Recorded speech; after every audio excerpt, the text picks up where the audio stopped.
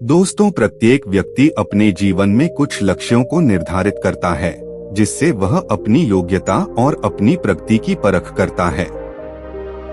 यदि लक्ष्य हासिल नहीं होते हैं, तो वह अपनी कमियों को देखता है, उसमें सुधार करता है और फिर उन लक्ष्यों को हासिल करने की कोशिश करता है।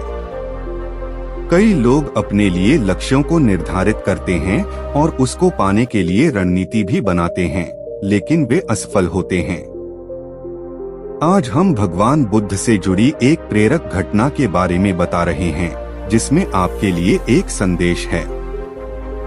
भगवान बुद्ध को जब ज्ञान की प्राप्ति हो गई, तो फिर वे संसार को उस ज्ञान से आलोकित करने निकल पड़े।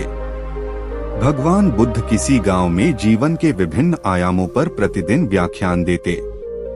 उनके प्रवचनों में जीवन का सार छिपा रहता। उनकी बातों को लोग बहुत ही गौर से सुनते थे। एक व्यक्ति बिना नागा किए उनके व्याख्यान सुनता। काफी समय बीत जाने के बाद भी उसने अपने अंदर कोई विशेष बदलाव नहीं पाया है। इससे परेशान होकर वह एक दिन बुद्ध के पास गया और बोला कि वह लंबे समय से एक अच्छा इंसान बनने के लिए उनके प्रवचनों को सुनता रहा है, लेकिन इससे उसे कोई विशेष लाभ नहीं हुआ। वह एक अच्छा इंसान नहीं बन पाया।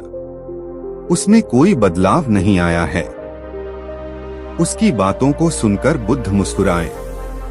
उन्होंने उसके सामने उसके गांव का नाम, वहां तक की दूरी, वह वहां कैसे जाता है, आदि जैसे प्रश्नों की झड़ी लगा दी।